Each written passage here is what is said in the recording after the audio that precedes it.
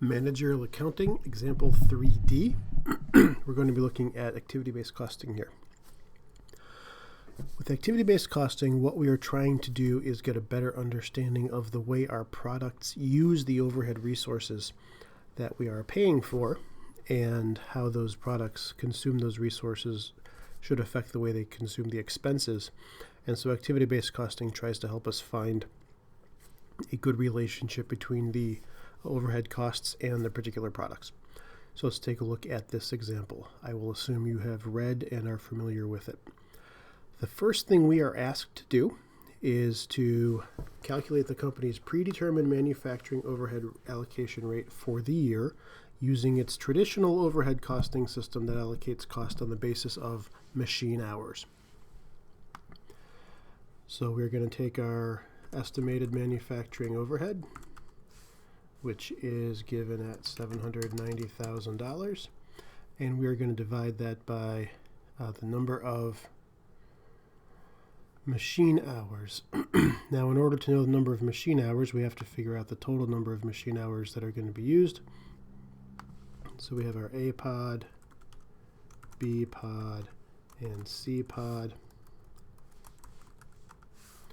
We have our units, 6,000, 4,000, and 1,500, and our machine hours per unit. Those are given at 8, 5, and 5, and so our total machine hours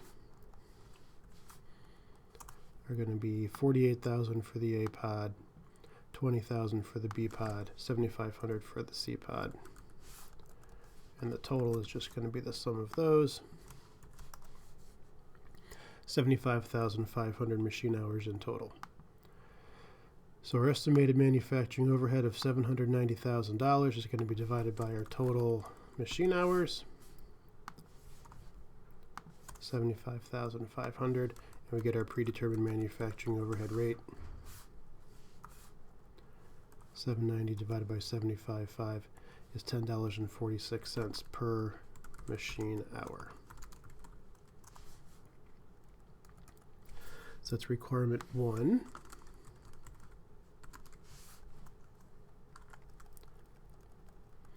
Requirement 2 asks us to calculate the total cost of a unit of each product using the current overhead allocation approach.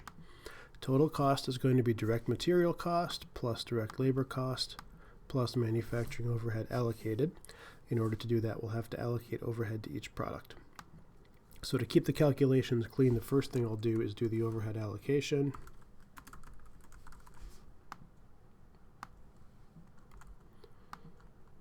To the 3 products.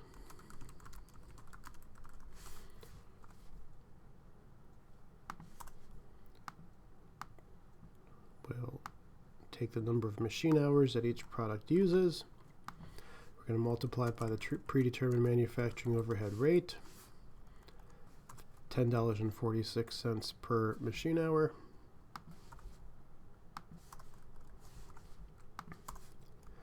And we'll get the overhead allocated per unit.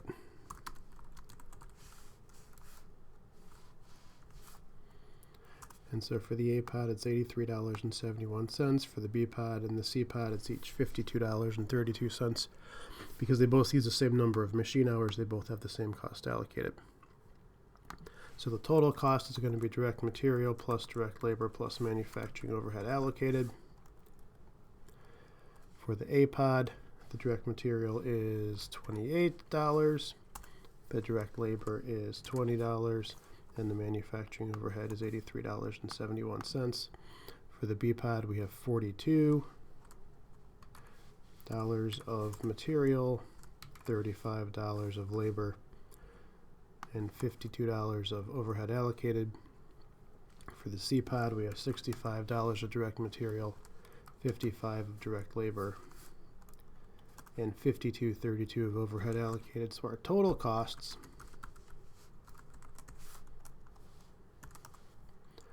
are going to be the sum of those.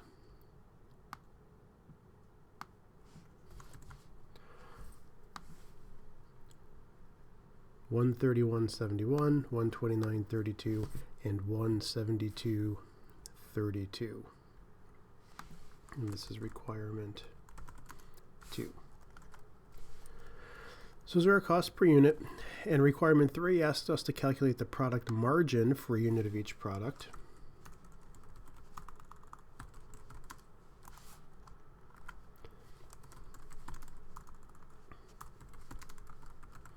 Product margin is generally going to be fairly straightforward to calculate, simply the revenue or the selling price for each product minus the total costs.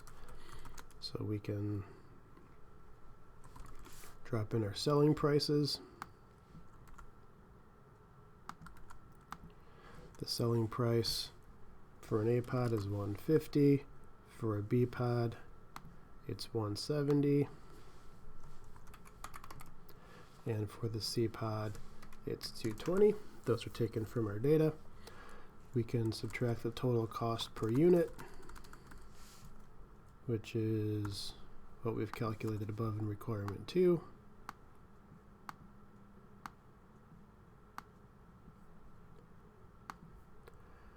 And we can get a margin per unit. So we'll subtract our cost from our revenue.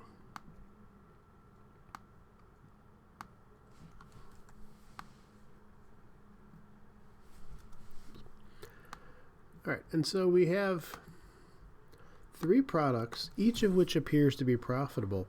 And the C pod, the highest priced product, also appears to be the most profitable product, which generally would make sense. It shouldn't be too terribly surprising if our highest priced product is our most profitable product. But that's not always going to be the case. And what we're going to do in the next part of this video is to look at what happens when we get a better understanding of the way these different products use our overhead resources, and that will give us perhaps a more sophisticated and perhaps more useful way to understand how to allocate overhead costs. So that's coming up in the next part.